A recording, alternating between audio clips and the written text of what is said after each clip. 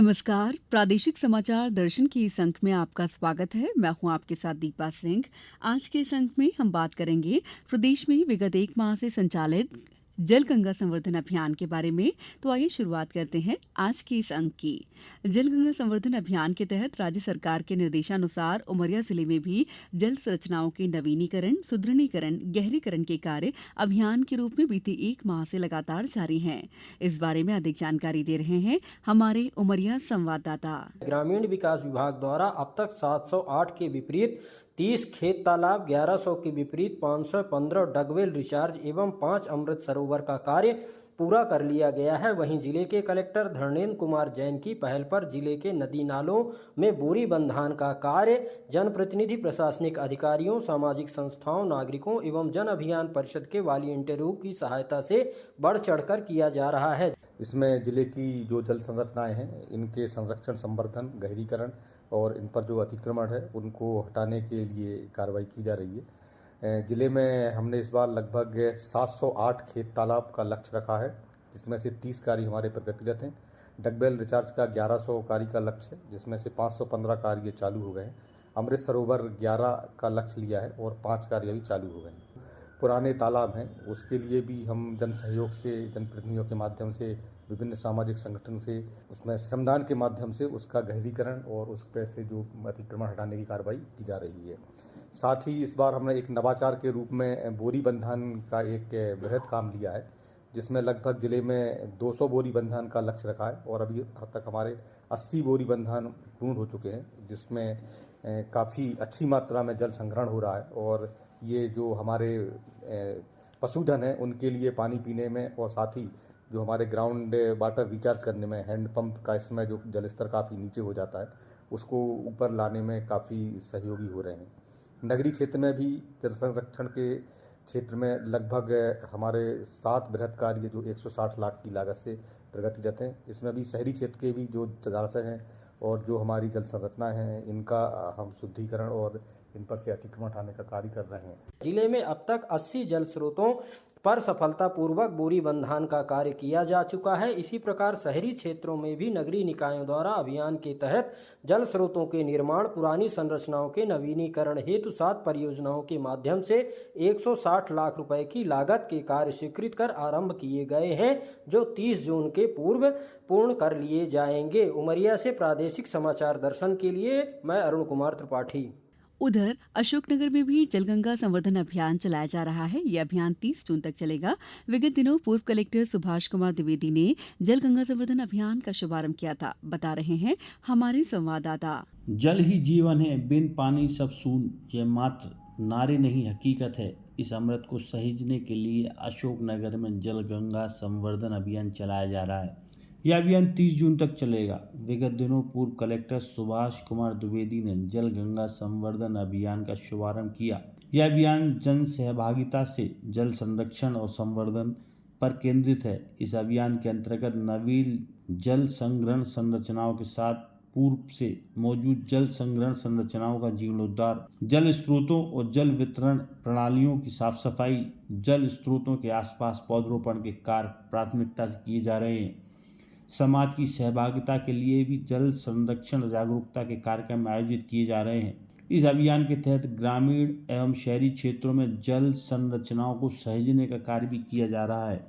इसी क्रम में अशोकनगर जनपद पंचायत की करैया राय ग्राम पंचायत बीसोर में तथा जनपद पंचायत चंदेरी की ग्राम पंचायत मोहनपुर में तालाब गहरीकरण का कार्य प्रारंभ किया गया है। नवागत कलेक्टर आदित्य सिंह के निर्देशन में मध्य प्रदेश जन अभियान परिषद की नवाकुट संस्थाएं तथा ग्राम विकास प्रबुतन समितियां गंगा जल संवर्धन अभियान का प्रचार प्रसार कर रही हैं। समितियों के सदस्य गांव-गांव में जाकर ग्रामीणों को जल संरक्षण की शपथ दिलवा रहे हैं। समितियों द्वारा रात्रि चौपाल का आयोजन भी किया जा रहा है, जिसमें ग्रामीणों को पानी को संचय करने की छोटी छोटी विधियां बताई जा रही हैं।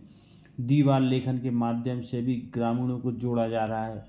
जाहिर है, शासन का जल गंगा संवर्धन अभियान की सफलता इस बात में निहित है कि आगामी वर्ष में पर्याप्त मात्रा में जल संचय हो जाए और आम जन को जल की कमी महसूस न हो सके। अशोकनगर से समाचार दर्शन के लिए डॉक्टर नीरज शुक्ला की रिपोर्ट।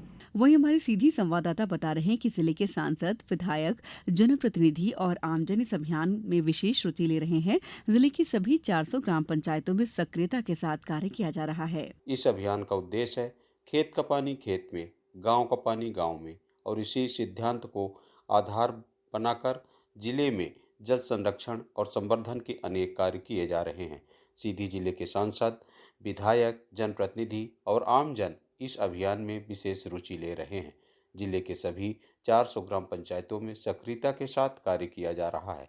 जिला प्रशासन और स्वयंसेवी संस्थाएं प्रमुख जल स्रोतों जैसे गोपालदास डैम, हिरणनाड़ा, बरचर बांध और महान नहर प्रणाली में सफाई और पुनर्जीवन कार्यों में जुटी है। अब तक 1,17,200 पौधों के रोपण का लक्ष्य निर्धारित किया गया है, जिनमें से हजारों पौधे रोपे भी जा चुके हैं।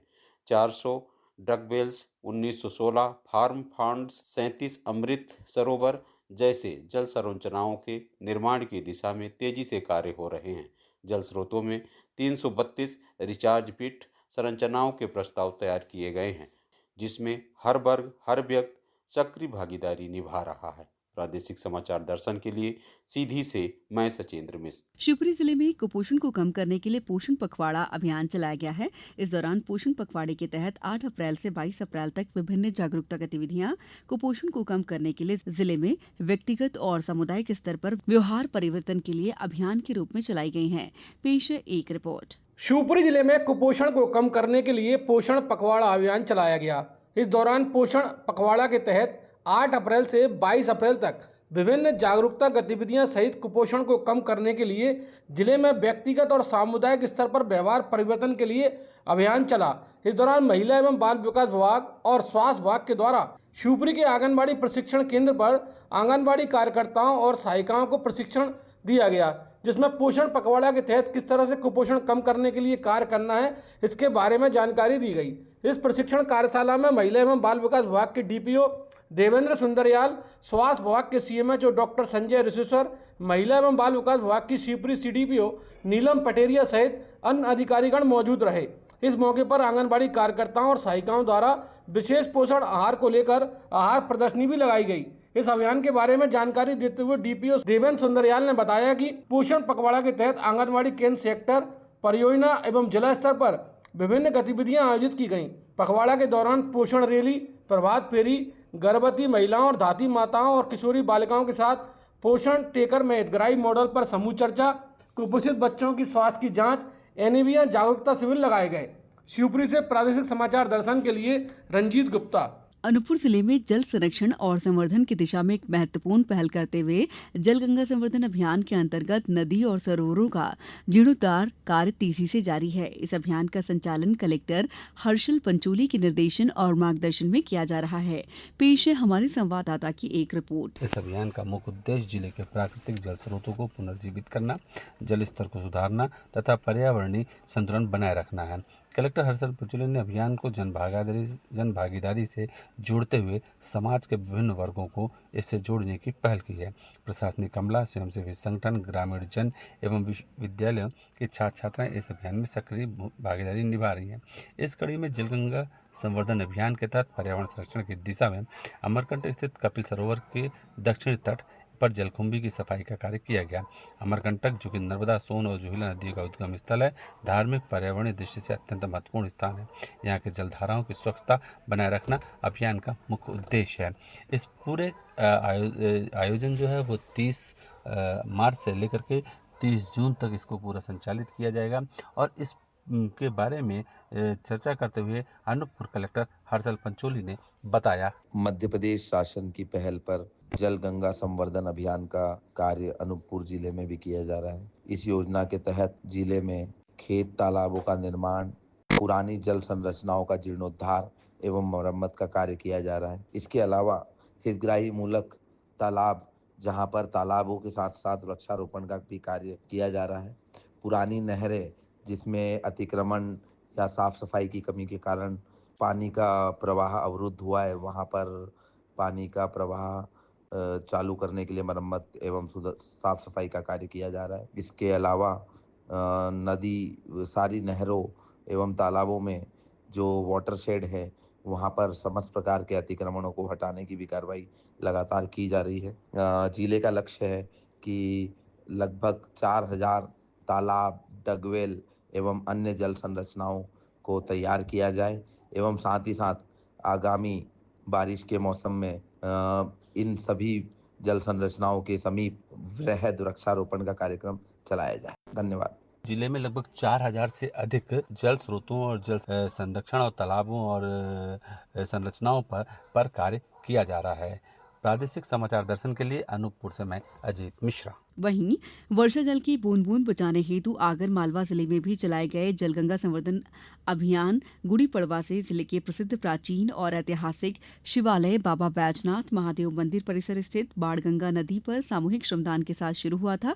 अभियान में जन सहयोग से जल संरचनाओं की साफ सफाई की जा रही है। अभियान में जन सहयोग से जल संरचनाओं की साफ सफाई एवं गहरीकरण करवाया गया। वहीं खेत तालाब, अमृत सरोवर, डगवेल रिचार्ज संरचना, roof water harvesting system, recharge shaft निर्माण, जीर्णोद्धार कार्य एवं ग्रामीण क्षेत्रों में प्याऊ की व्यवस्था करने के साथ ही अन्य तालाबों एवं जल संरचनाओं को राजस्व रिकॉर्ड में दर्ज करने की कार्रवाई भी की गई।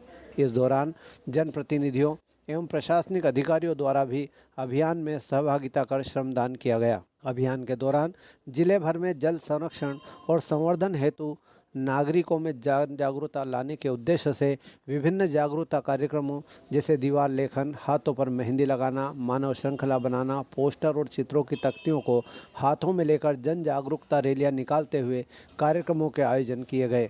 अभियान के तहत जिले की सभी नगरीय निकायों एवं ग्राम पंचायतों में जल संरक्षण और संवर्धन हेतु नवीन जल संग्रहण संरचनाओं का निर्माण, भूजल संवर्धन, पूर्व से मौजूद जल संग्रहण संरचनाओं की साफ सफाई एवं जीर्णोद्धार, जल स्रोत में प्रदूषण के स्तर को कम करने, जल वितरण की संरचनाओं की साफ सफाई तथा मानसून में किए जाने वाले पौधारोपण हेतु आवश्यक तैयारियां भी की गई तथा ऐतिहासिक महत्व के तालाब, कुआं, बावड़ी आदि की मरम्मत एवं साफ सफाई करते हुए जल स्रोतों की मरम्मत, गहरीकरण एवं साफ सफाई कार्य करवाए गए और शासकीय भवनों एवं विद्यालयों में रेन वाटर हार्वेस्टिंग सिस्टम का निर्माण जैसे कार्य व्यापक स्तर पर किए गए।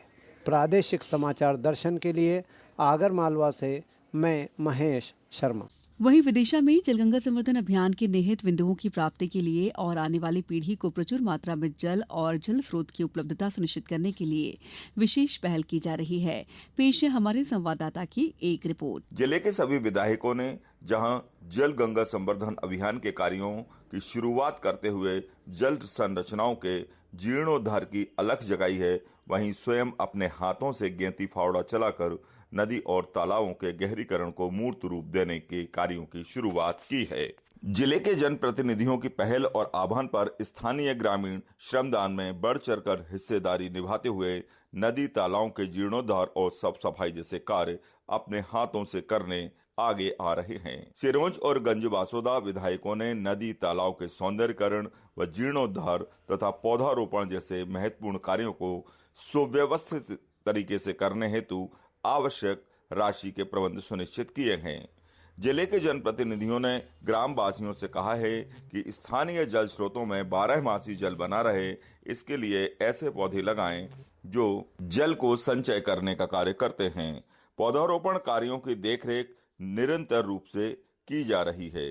जिले के जनप्रतिनिधियों ने किसानों से आह्वान किया है कि वे अपने खेतों में पूर्व वर्षों की भांति डवरा डवरी जैसी छोटी जल संरचनाएं बनाएं ताकि खेत का पानी खेत में बना रहे और जल स्तर में गिरावट न आए।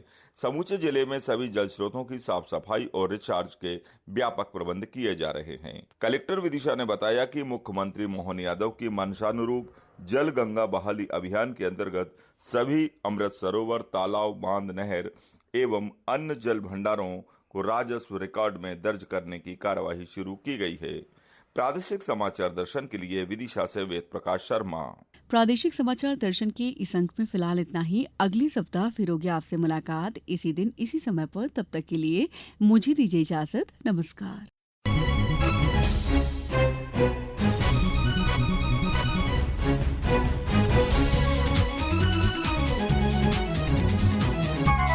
Thank you.